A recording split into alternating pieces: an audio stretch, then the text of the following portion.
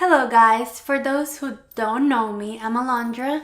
I'm here to talk about lupus, chronic kidney disease, different conditions that basically it's gonna help you guys to go live a normal lifestyle. If you have any questions about any of those two conditions, you can feel free to put in the comments and just ask me about it. In this video, I'm going to talk about the different changes that a person with lupus and chronic kidney disease go through life. Just because the doctor says to you that you have to follow a diet, and just because you have to change those 3 things that I'm going to tell you in this video, it doesn't mean you cannot live a normal lifestyle. It is hard, yes, but you can do it. Sorry, the dog go down. Okay, so it is very important that you listen to your body. You see the changes that you go through every time you get something new to eat, or you change the way you eat in your diet. Like I said the last video, I did mention that you have to take care of yourself and you have to make sure, you follow the things your doctor says. So in this video, I'm going to give you a little tips and things to just go through it with it. So let's get started. 3 things that are different. Number 1, the way you eat. Honestly, this is the hardest thing for me. Mainly because I like to eat a lot. Doesn't seem like it, but I do. And I like to eat a lot of things. And even before I got diagnosed with the chronic kidney disease, that they're not good for me, like McDonald's, French fries, burgers, nuggets, all of that. And chocolate. In renal diets, you cannot eat chocolate because it has a lot of phosphorus in it. And phosphorus, basically, who doesn't know whose phosphorus is that is bad for your body, is when you have too much phosphorus in your body, your bones get weak, your muscles get weak, and then you cannot live a normal life like we're talking about. To be able to just do things like moving around, exercise, getting ready, work. So it is important to follow your doctor's orders, and when they say you need to do labs, listen to them. A lot of people just try to lie to the doctors. Yeah, I just did the last labs last week. I've been eating good, but then on the other hand, they didn't, or they're just eating here and there good, but not like they're saying. So just make sure you follow the doctor's orders and that. And every time you get the labs, make sure you know them, like know the terms, know what you're working with, because that way you can ask questions and you can ask the doctor and say, hey, what I can do better to increase my phosphorus or calcium, or anything that is too low or too high. Just make sure you find foods and research and ask your doctors what will be better to lower that, or even to put it more higher. In my experience, renal diet is so hard. It doesn't mean you cannot do it. It doesn't mean that you can fit it into your normal lifestyle, but there's so many things you cannot eat, and there's also many things that you can eat. So what helped me is basically focus on the things you can. Don't say, oh my god, I cannot eat this, what I'm gonna do, I love that chocolate, or I love that pastry, I don't know, I like sweets, so I go with that. But just focus on the main things. Focus on the goal. Focus, okay, I'm gonna get better if I follow this, and follow my doctor's orders, and follow my body and the signs that it gives me. Just basically make sure also that you try not to eat too much out, because For certain diets, you cannot eat salt, like the renal diet. For others, you cannot eat too much protein. For others, it varies with people, and you cannot control that. Once you go out in your home, you can cook however you need to, or you can prep the meals, and hey, it works financially too.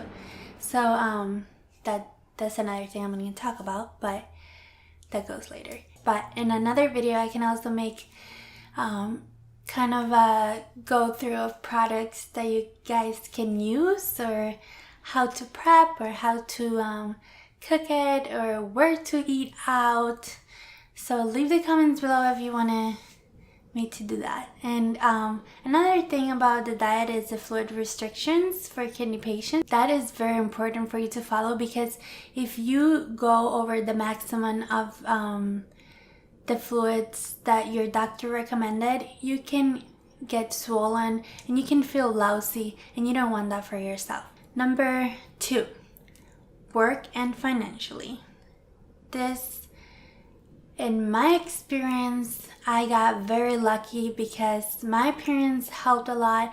I have a good support system, but not many people have that. It is very important that you follow, like I said, your doctor's orders, because if you don't, you're gonna feel lousy and you're not gonna be able to work, and then that affects you financially, and that just, the list goes on.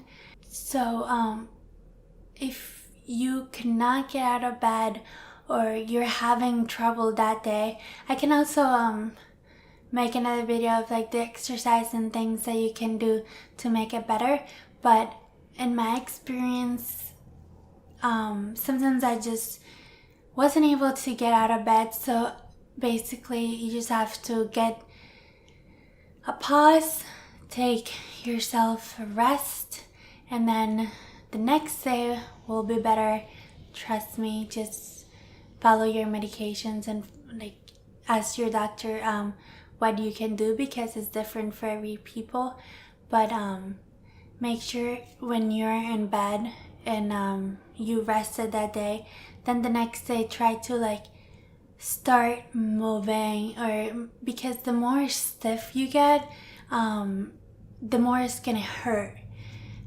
For example, for me, in my experience, I don't know how different it is for you guys. You can tell me about it in the comments. So basically, what to do about it when it's hard for you to like work, or do your hobbies, or if you have kids, it's harder because you have to take care of them as well.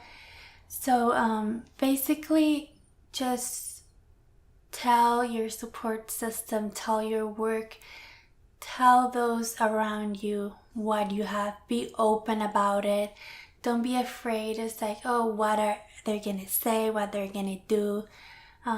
You need to make sure they know. You need to make sure they're aware that some days you're not gonna be able to get up, or some days you're just very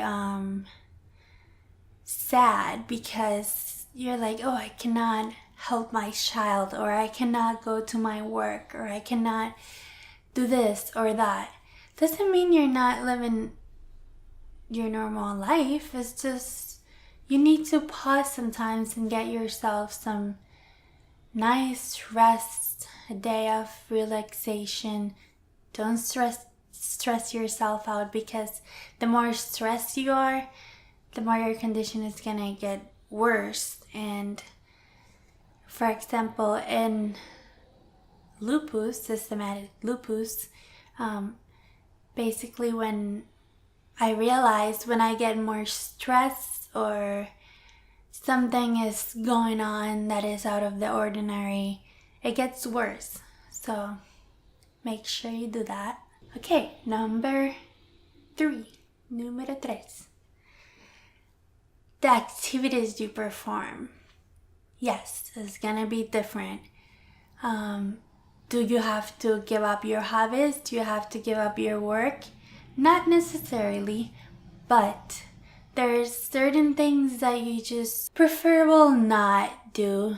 For example, when I got diagnosed with chronic kidney disease, I wasn't going to run a 5K because you cannot do that right away. But with time, when you get better, when you are, like I mentioned in the first video, you can be in remission with the lupus. You can do a lot of things, but make sure you know what your body is telling you, or how you're feeling that day. If you cannot do certain things, just don't do it. Don't push yourself. It's gonna get worse. Certain medications make you tired. Know what kind of medication are you taking and what effects that's to your body, because every body is different.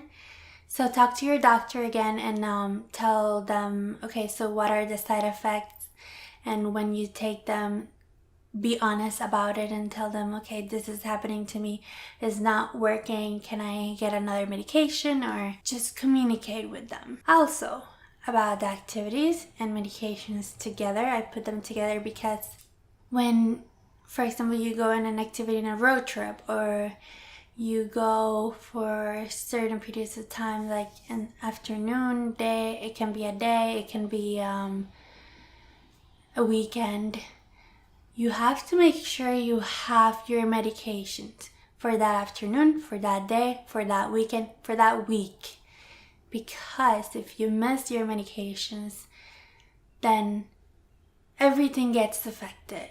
Your body does. Then if your body gets affected, activities get affected because you cannot go and do them. And if you have work or something, you cannot go through that too. So financially gets affected too. And everything is a chain of things that get affected through time.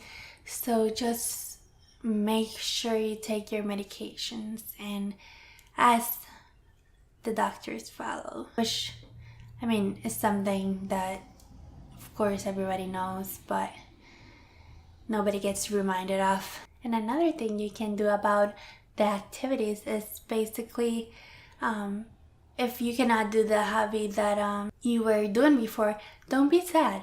Just change it. Just go and try some. There's so many things that you can do. There's so many hobbies, activities. I'm sure you have plenty of more interests in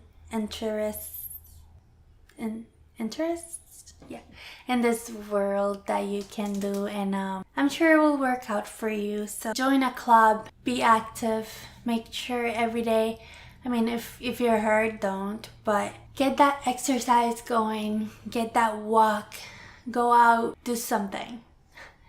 Just don't be sad at home and thinking that, oh, just because I have this condition, it's just, life's not gonna work out for me. Or try to stay positive. I just don't want to sound too negative or down, but you know, you got this. Okay guys, so life is too short, just live it. And I'm gonna leave you guys with this nice phrase of motivation, which is cultivate your appreciation of life. Do those things that are most meaningful and bring you the most joy. So thank you for watching, and I hope this video was a little bit of learning and sharing my experience too, and hope you guys relate to it. And thank you very much and have a great day.